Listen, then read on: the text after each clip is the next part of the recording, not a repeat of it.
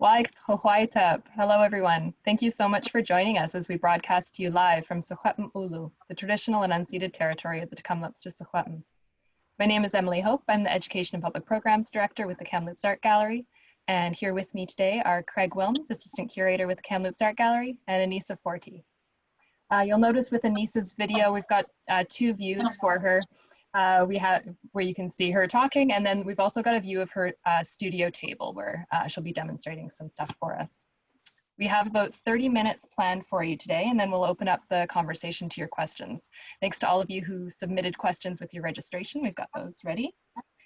We've also enabled the chat window for you. I know a number of you have been using that already. That's great. Margaret will be chatting with you there. And we're live streaming to our Facebook feed. If you're watching us on Facebook, hello. You can chat with us in the comments and submit your questions there. If you have questions for Anyssa or Craig, if you could submit those in the Q&A function if you're watching on Zoom, or just comments on Facebook. Then we'll hopefully have time for all of them at the end. And finally, we are recording today's program, and we'll load that onto our various channels in the coming days. So if you have friends who weren't able to tune in with us right now, you can share that link with them then. Craig, I'll hand it off to you. Thank you, Emily. My name is Craig Willms. I'm the Assistant Curator at the Kamloops Art Gallery. Just to familiarize everybody with the Cube is a project space at the gallery, and as it sounds, it's about a 20 by 20 foot cube, facilitating the production of new work and new projects. Majority of our artists are from the Thompson-Nicola Regional District, including Anyssa Fortie today. One of the exhibitions we run every year is with Thompson Rivers University BFA program, which Anyssa was a graduate of in 2017. And actually, that 2017 cohort was pretty strong. I believe you're one of 5 or 6 from that year that have had subsequent Cube shows or coming up. So good job, TRU Wolfpack, and the BFA program. Anissa's show Pleasant Field was initially scheduled to open in April, just this past a month ago, but unfortunately due to pandemic circumstances, of course it's delayed now. Part of that exhibition was to run a residency component for a couple of weeks where Anyssa would be in the Cube and in our Kamloops Art Gallery studios working, producing some of the work, and actually installing. And the installation nature of the exhibition really, I think, worked well with that format. That's kind of our early discussions on the exhibition. So hopefully today, with this studio tour visit, you get a sense of that, where work is coming from, the process, and how it comes along. And then later this summer, this show will open, and hoping this fall that Anyssa will have opportunity to run a more formal artist talk once people have seen the work and been immersed in the installation. So look forward to those events as well. And with that, Anyssa, I will throw it over to you. Okay, thanks, Craig. Welcome everyone to my studio. It's great to have you all here. So I wanted to highlight mostly my space and how I work in my space, what I make in my space. So what I like to see from other artists is how they continue their art practice in smaller spaces, and how they make it work, like makeshift DIY, because it just makes it feel very possible for me to also work in a smaller space. So yeah, this is my desk. It's small but mighty, and I will show you what my work is about. So my exhibition Pleasant Field is focused on the memories that I have of my childhood and preteen, coming of age kind of is where I focus on. But I also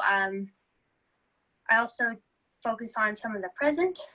So you'll see some sculptures here that will be in the show.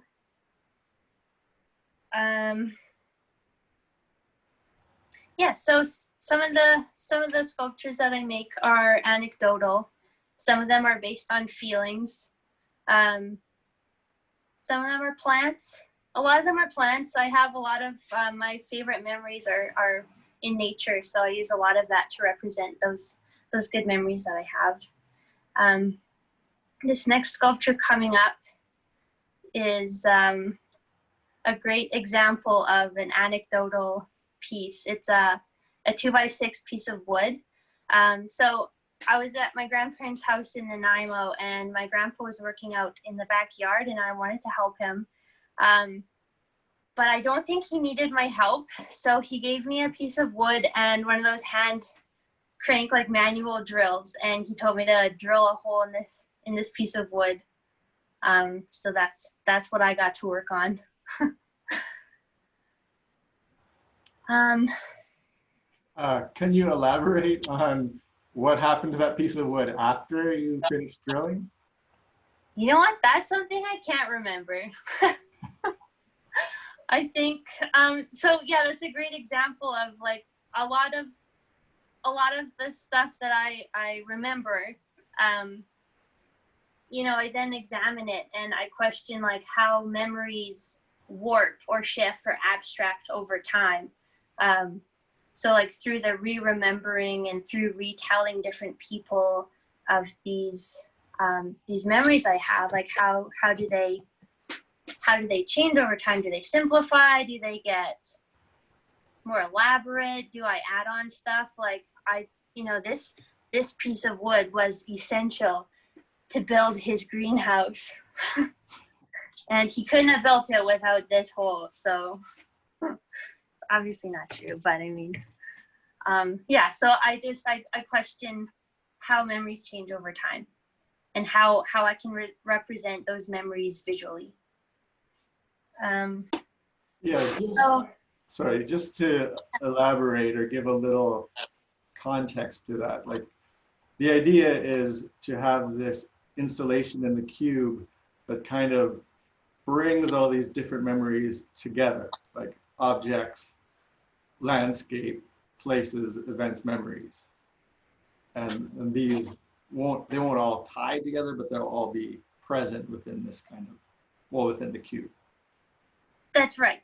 Yeah, so so all these sculptures will be on the floor, accompanied by some paintings as well, but so the sculptures are going to be on the floor, and I want it to look fairly cluttered, like you're stepping into someone's memory bank, and you can look at each object and know that each object tells a story or has a memory behind it. So yes, so that's the context for these sculptures, and now I'm going to get into how I make them. Okay, so I'm going to show you how I make them through each phase of construction, craft show styles. And I want to also go over the materials I use and how I like to recycle materials and repurpose them. So the first thing I do when I'm making a sculpture is I'll make a list. So I'll have these headers of like big broad memories, like Nanaimo. That's where my grandparents live, and we go there quite often. So it's like a big pool of memories. So I try to like synthesize those memories and pick them out. Like my grandparents had a cherry tree in their backyard, so I'll write down cherry blossom, or tennis ball, or four-leaf clover, crabs, you know, just anything that I can remember from there, and I'll just make a list. From that list, I will draw those objects, and I'll see how simple I can boil those memories down to. Like, how can I represent the first time I saw a palm tree and like the feeling that I had when I saw a palm tree and realized that, you know, those exist in real life, not just in movies. So that's the blue sculpture behind me there. That's that. Yeah, so I question how simple I can get a memory. Is it more complicated than that? Is like how many feelings behind it? Is it actually a smell that I'm remembering? Or is it a touch that I'm remembering? Like that really scratchy yellow rope that my dad used to bring camping to tie up the blue tarp. That's a big memory I have, based mostly on touch. Yeah, so I'll pick my objects or my images, and I'll sketch it out on cardboard, which you can see here, I hope. So this is a pansy. So I've done like a rough sketch just to get the outside shape.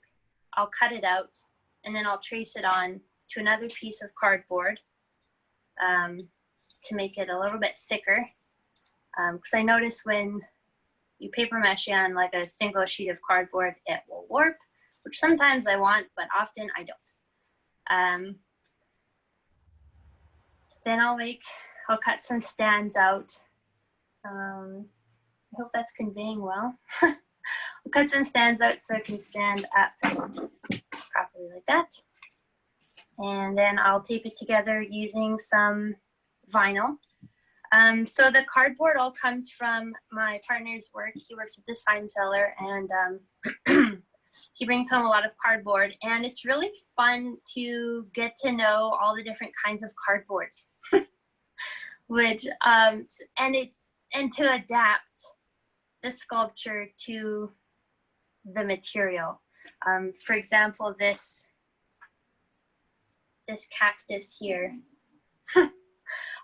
It came in, it's a cardboard tube that a roll of vinyl came in. So it's a cactus. And I got a lot of flat cardboard, so I make a lot of flat sculptures that kind of act as an extension of my paintings. And the vinyl is all scraps from his work as well, like it'd otherwise be thrown out, and it still makes perfectly good tape. My favorite kind of vinyl is the non-laminated kind, because it's more pliable and it's stretchier, and it can conform to the shapes that I'm making more. This is a good example of that. So this bottom here, the purple and the green is all vinyl. And inside that is crumpled up paper towel wrappers that I lifted from work. I just couldn't throw them out, so I brought them home and they're stuffing now. So yeah, I'll trace it, I'll cut it out, I'll make it into shapes, and each shape kind of takes on a life of its own based on what materials I'm working with. So it's really fun to have a conversation between me and the materials I'm using. After that, I will paper mache.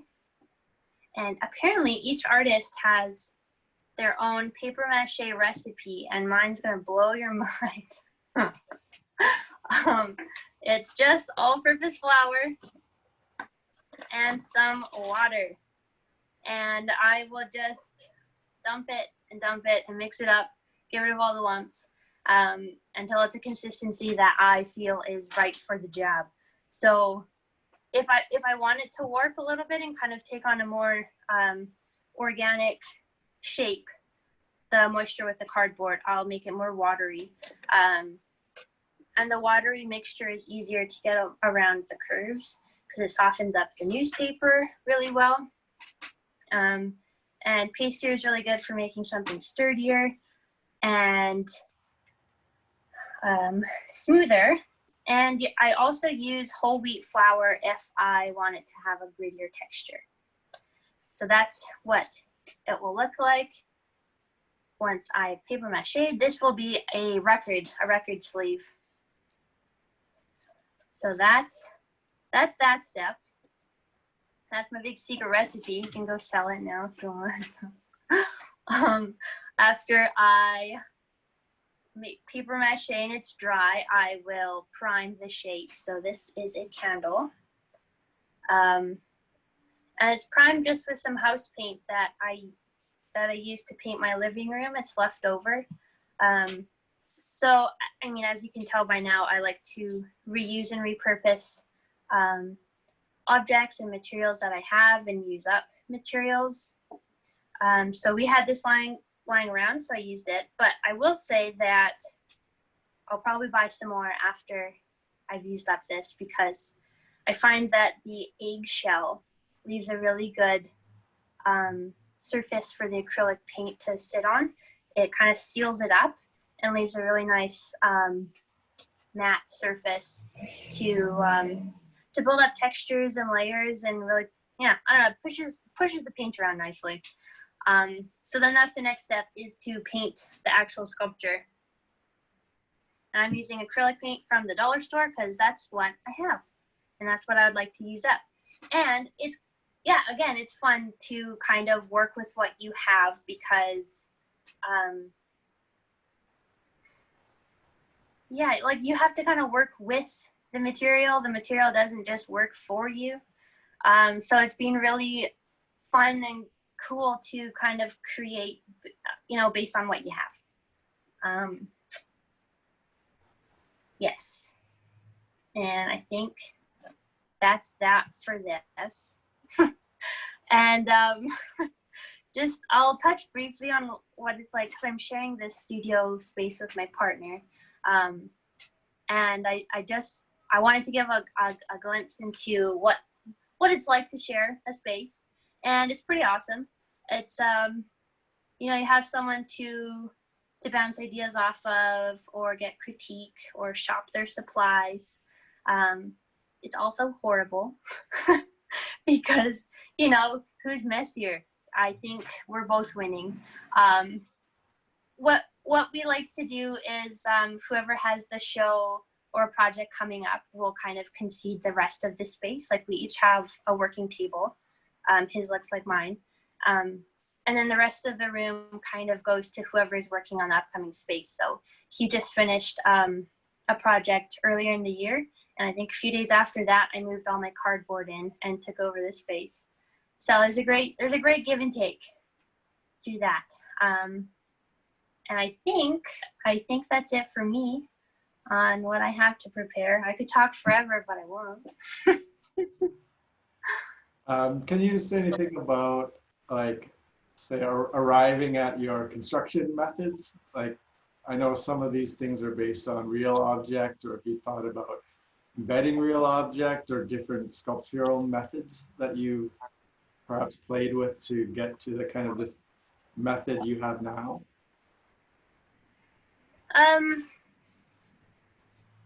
I think it's, I mean, a lot of it was trial and error. From the start, I knew I wanted to create like these 2D, 3D sculptures, stand-up sculptures, as an extension of my paintings. So I wanted it to look like the paintings have spilled out into the floor. And then through that, it's like, some of it's not working, some of it is working. And then I got the tubes, and then I was like, oh yeah, I can make 3D objects as well. That's cool. So then I started experimenting with that, and through that experimentation, some more non-realistic fantasy shapes kind of came through that. And yeah, I guess recently I have been trying to recreate more realistic shapes and see what I can do from that. And it's been fun because, yeah, again, the materials kind of have a mind of their own. So the realistic shapes I try to make kind of end up looking abstracted or fantastical, let's say. Can you give us a little insight into maybe another object? You talked of the wood, drilling into the wood, or first time to see palm trees in real life, or can you open up on another experience of another object? Sure. You see behind you on your table? yeah, so you can see there's this yellow thing here. It's a mushroom, and it did play the video earlier on. That was based on a memory I have. A couple of years ago, I went to my friend's house, and well, this is a silly story, but they offered me pizza, and I said no thanks. I just ate, and they're like, no, you should have this pizza. It has mushrooms on it. I'm like, cool. I hate mushrooms. No thanks. And they're like, no, there's mushrooms on here. I'm like, no thanks. And I went home, and then I realized that they actually were magic mushrooms, and I had narrowly escaped something I did not want to take. I see. So yeah. Yeah, again, this lantern here, that is a little nicer of a story. That's just to represent all the times that I went camping and we played cards on the picnic table by the lantern light, and you're simultaneously cold and cozy, and it's fun. So that's just a nice memory I have. Has your studio practice changed to any great effect with this pandemic isolation? I know we see social media stuff with people embracing isolation, or perhaps rapidly changing locations, or just dealing with it, I suppose. Yeah, I don't think it's changed a whole lot. Obviously, I have a lot more time, which is pretty ideal for me, but I'm still master procrastinator. But you know what, it's been very nice to just have one thing to focus on, and it's this show. And I feel like a lot of my heart is coming out, and I'm able to dedicate a lot more time and care into my practice. Yeah, and we should have dates for an opening soon. So great, that'll light the fire. I'll be working up to last minute.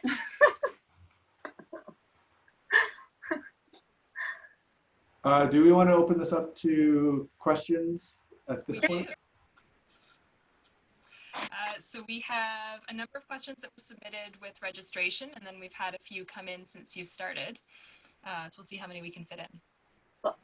First question is, during this quarantine, have you discovered something about you or your art practice that is new or that you want to focus on?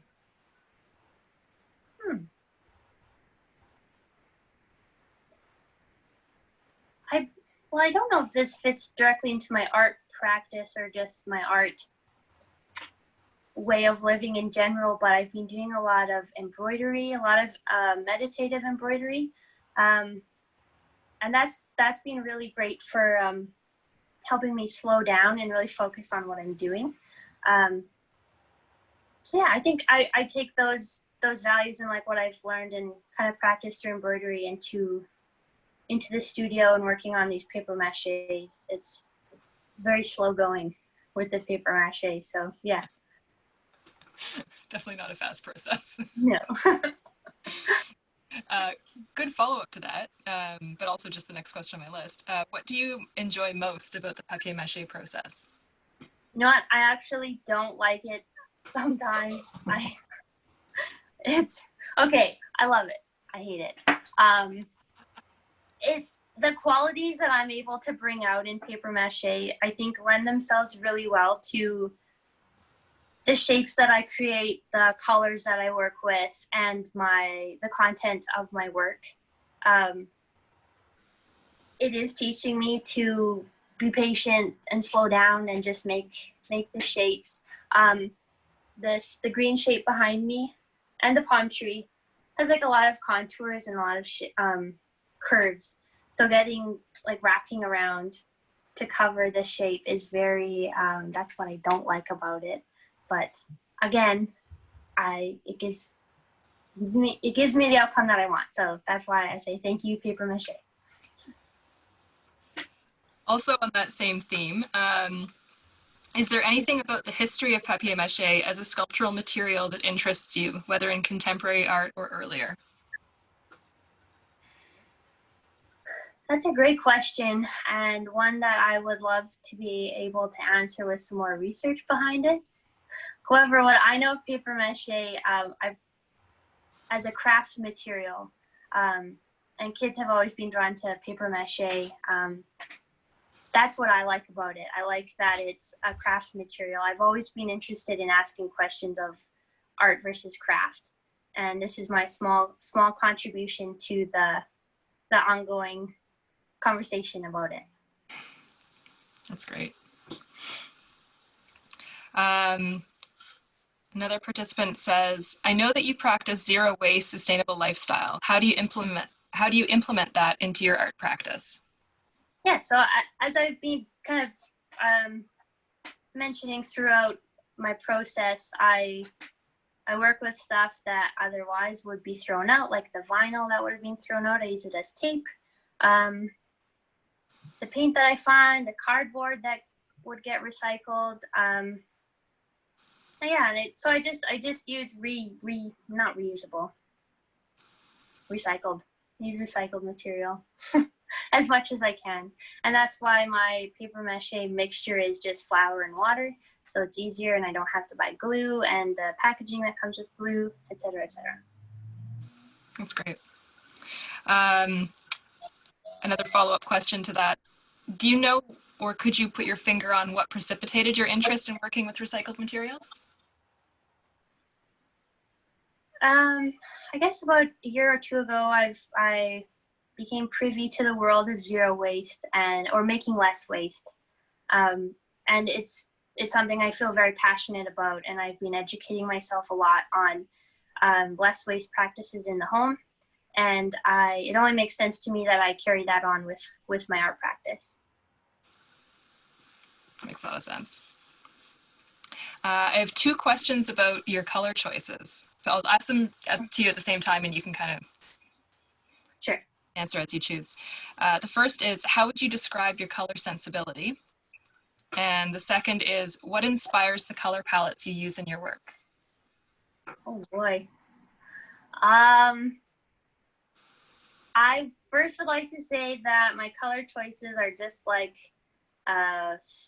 second nature to me. They just kind of they just come out.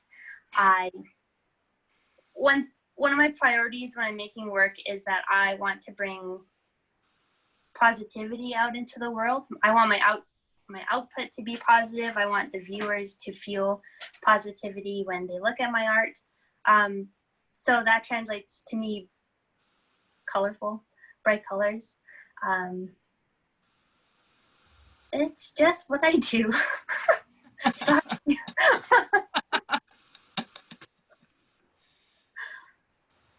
Would there have been any like art inspiration for some colors? I know it's just what you do, but obviously I've seen a lot of your paintings. Sculpture, I guess depending what you're looking at, isn't traditionally, I suppose I might get in trouble for this, isn't the most colorful medium. I may already be regretting saying that, but Okay.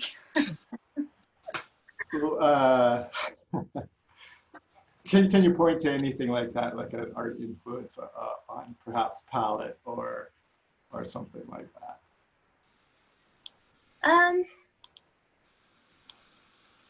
I remember when I first discovered Fauvism back in the day, back as a wee first year student. And that just really struck a chord with me, like, wow, colors can be a very powerful tool to get across emotions. And yeah, Matisse has always been a favorite artist of mine. Yeah, it's kind of it's an interesting question to answer, because I could like stand here and list all the artists that use colorful palettes that I'm interested in, but I don't know if that would mean much to you. But yes, artists do influence me. And again, with the sculptures, I did set out with the intention of like as them being extensions of my painting, which is why they are colorful, and painterly. And, you know, we can follow up with that when kind of artist talk time comes once the show is For sure. and there's some time to kind of reflect, I guess, on the For sure. fully installed exhibition. Are you ready for more questions? Mm-hmm. Okay. Are all your pieces a reflection of positive memories? Are any works recalling negative memories? They are all positive memories. Again, something really important to me is to output positivity. And I'm honestly, I'm not interested in dwelling on or examining my negative memories visually. And there's, you know, a lot of artists are focusing on a lot of important social issues, and I don't feel I have a place to say like, oh, I was sad when I was a kid. That's not my personal mandate when I'm making art. So I choose to focus on the positivity, and it's a lot more fun that way. Yeah. Did your recent travels across the country pre-COVID influence this new body of work? I try not to let it, because I'm really interested in my memories as a child, because I'm interested in like how you remember and re-remember over and over again how those memories change. So the farther away the memory is, I think the more abstracted it will become. If I made a sculpture based on a memory that I had in October, it'd probably be pretty close to the actual thing, and it would just, like I feel like I would just try to make it as realistic as possible. Right. So you'll save those for 20 years from now. For sure. Stay tuned. I have one more question if you have energy for it. Sure. Great. Your 2D/3D stand-up pieces feel like references to scenic backdrop in theater. They're imitations of objects that are consciously imitations, if that makes sense. Do you have any specific artists that inspire your sculptural work? Specific artists, no. Always going to live theater. I've always been super interested in set design and how they managed to pull that off. And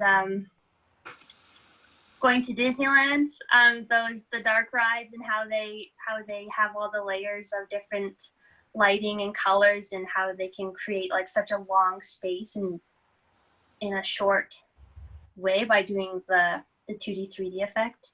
I think I've always been really influenced by that. So unfortunately, my answer is Disneyland. Awesome. Yeah.